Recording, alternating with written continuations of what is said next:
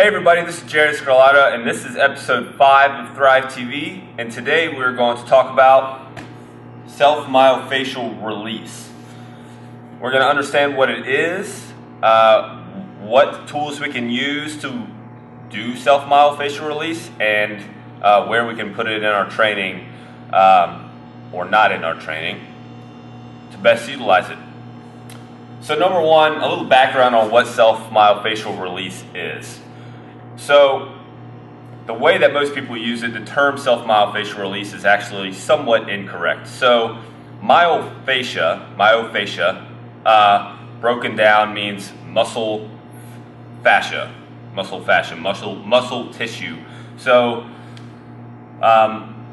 fascia is this thin layer of connective tissue that is over all of your muscle throughout your body, and that is kind of what connects your whole body together. So as you watch Thrive TV, you'll notice us talking about full body movements and how the body is one piece. Well, that's partly how the body is one piece, through your fascia, which is connective tissue that runs over your muscles.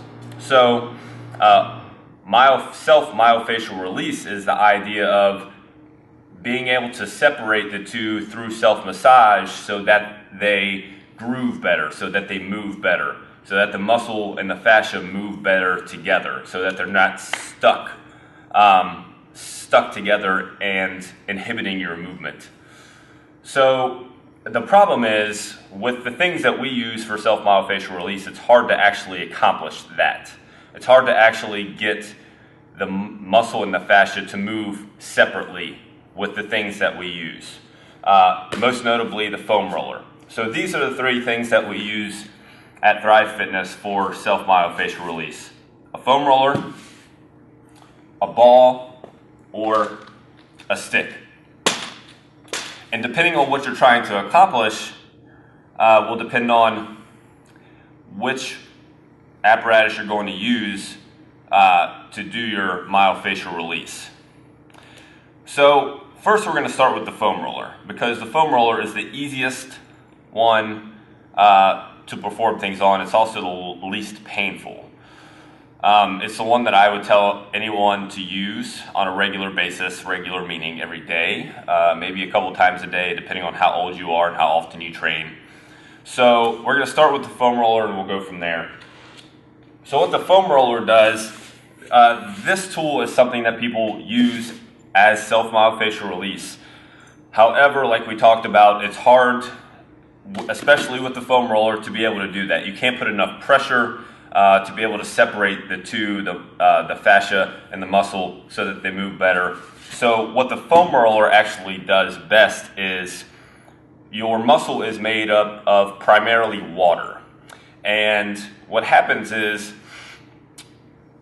if you don't do some sort of self-massage or massage on your muscle, water sits in there and gets stagnant. It's just like old water in a tub or old water in a creek. It just sits there and it gets stagnant and old and smelly, and it kind of gets sloshy and doesn't move around as well. So what this does is shuttles the old water out and lets new water come in. New water with new vitamins, new minerals, new things for your muscles to be able to utilize better so that they function better, okay? So the best way to use a foam roller is typically for your legs. You can use it on your upper body as well. It's hard to use for the front of your upper body. It's easier to use for the back of your upper body, but we're gonna go through a couple of easy movements for your legs and for the back of your upper body, so you guys have an understanding on how to use this thing. So an easy way to use it for your glutes is just take a seat on it. You can cross this leg over to get deeper into your glutes, down into your piriformis, to loosen it up a little bit. So this is a good way to loosen your hip muscles up. This one won't be too bad for people. You do both sides, about 20 seconds. If there's not a lot of pain, move on to the next thing. To get to the front of the legs, hip flexors and quads, we go down into a plank position, nice and straight. We start up towards the hip. We always want small, precise movements. We don't want big sweeping movements.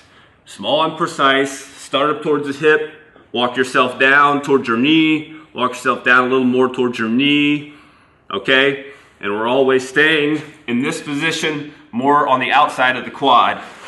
We can roll our leg out like so to get the adductors. Again, start either towards your knee or towards your hip. Small, precise movements. Back and forth. I found a little knot right here, that's why I'm kind of sticking here. You're always searching for pain, okay? You're always searching for pain with any of this because pain equals bad tissue or bad water or however, depending on what it is. Bad tissue and an adhesion or something along those lines or just stale water sitting in your muscles. So you're always searching for pain. If you find a painful spot, stick there longer. If it's not that painful, go away from it. So let's look at one quick way to hit our upper back with this. Great for T-spine extension. So we just want to lean back on the roller, bring our hips up, and reach to the wall behind you, keeping your hips nice and high. Okay, again, nice precise movements. You can lean to one side or the other to be able to get your lats on either side.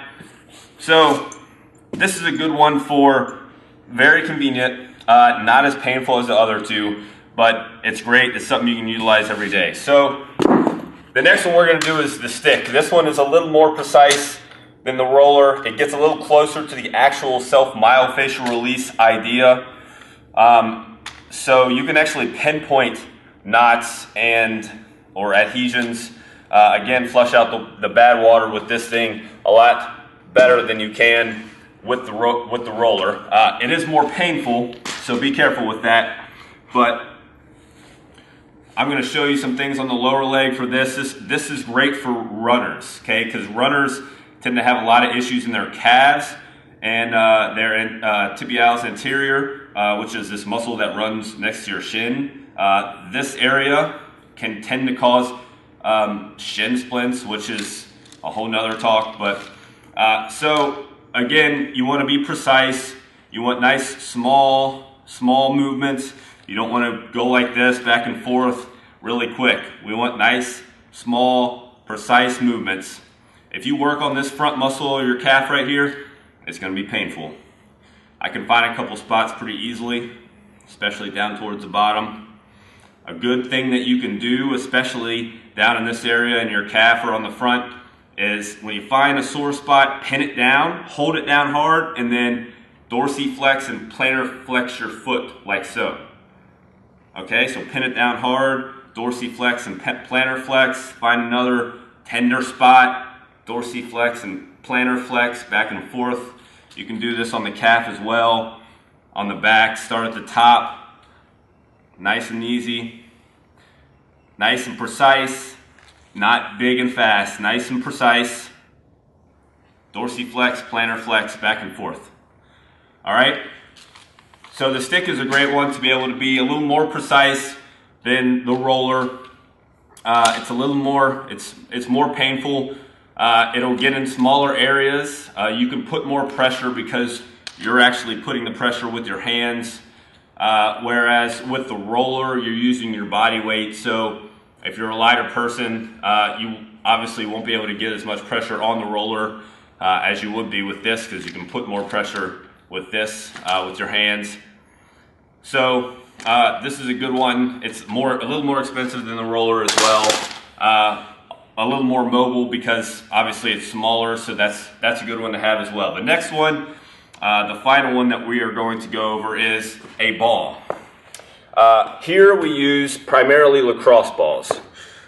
And again, this depends on a lot. So if you haven't done this ever, you don't want to start with something hard. The harder it is, the more painful it's going to be. So you can start with a tennis ball or a racket ball, something a little softer that's not quite as dense as a lacrosse ball. A lacrosse ball is a nice, it has a little give to it, but it's nice and dense as well. So you can find, if you get a spot, you can really dig in. The hardest one, the most painful one, is going to be a golf ball because it's really small and really dense, and it'll dig into those spots really good. So this is the one, the lacrosse ball is the one we use primarily here.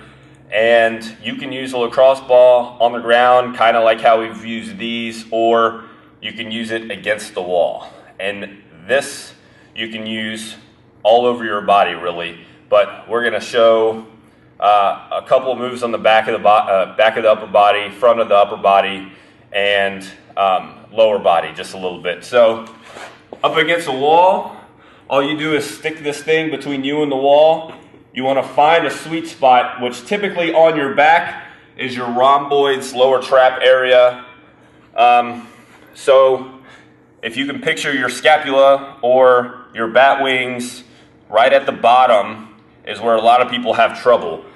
Those are muscles that tend to lengthen over time because we sit like this at computers, at our desk, we sit like this. So those muscles really lengthen over time. So you don't want to stretch those muscles because they're already being stretched from postural issues. So what you want to do is work on them with a lacrosse ball, a tennis ball, a golf ball, and hopefully get them so that they slowly bring themselves back into a normal length so that they're not in this stretched look. So again, down by your rhomboids, your lower trap area is where you can really stick with this. And you want small, precise movements. Remember, small and precise.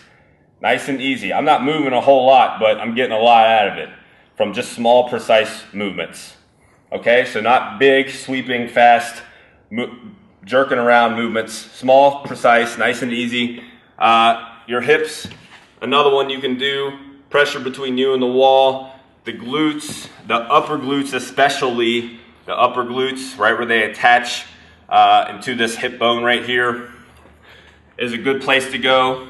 And then we talked about being able to do the front of the upper body with this. So your chest is a good place to go. Everyone likes to do push-ups and bench press, especially bench press.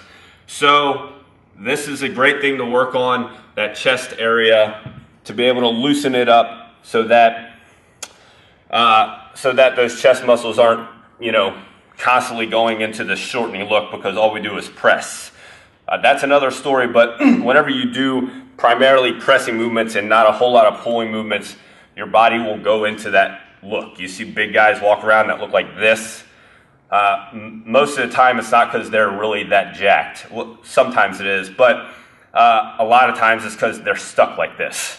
So, but anyway, so this is a great one for small little spots that you can't really get very well with the foam roller or with the stick. So, placing this within your training or within your whole keeping your body together idea, this is something that you can do on its own. Obviously, you can do this sitting around watching TV pretty easily, which is not a bad idea. It doesn't have to be with your training. This isn't something that you have to do before training or after training. It's great if you do. It's great if you do before training or after training. Don't spend a ton of time on it if you're doing it around your training. Spend about 10 minutes or so because you don't want it to take up all your training time. It's important to do. However, if you're training, do it a little bit and train a lot. Train hard, not a ton, we've talked about that. But train hard. Worry about doing your training. If you're going to do this around your training, do it a little bit to get yourself mobilized and loosen up, and then do your training. If you're doing it on its own, you can take a little longer time to actually do it. So if you're just sitting around watching TV at commercials, get down on the ground, put the lacrosse ball or tennis ball underneath your butt and roll around. Stick this against the wall under your under your scapula, right by your rhomboids, your lower trap area, and roll around. Get down on the ground, get your foam roller out, and roll around. So it's easy to do away from your training. It's easy to do during your training. Just don't get too caught up during your training. So to kind of sum up and to throw a couple other ideas in there, stretching is a great thing. and we'll go over stretching later down the road as well. But without some sort of self-massage, where you're actually trying to improve the quality of the tissue and not just trying to stretch the tissue, you're never going to be able to loosen and mobilize a muscle or repair a muscle completely if all you're doing is trying to stretch it. Stretching is great, but that's what most people want to do whenever they're trying to fix an issue or fix a muscle that has an injury. There's pain there because there's some sort of issue. The quality is not as good as it wants to be. So there's some sort of issue. The only way to fix that is some sort of massage. Sadly enough, we can't all afford massages every day or every week. It would be great if we could, because we should definitely do that. However, most of us can't afford $60, $80, $100 an hour for a massage every week. So these are very easy, cheap implements to buy, to put into your daily routine, to be able to perform. They're all about, the lacrosse ball, tennis ball, you're talking about a couple bucks. So throw them in, do them whenever you're lying around, shoot for about 10 to 20 minutes a day or so. It doesn't have to be perfect, but work it in there and the quality of your muscle will improve. So if you have any questions, let us know on Twitter at the Thrive Pack. You can hit us up on the comments underneath the video. Otherwise, we'll see you guys next time.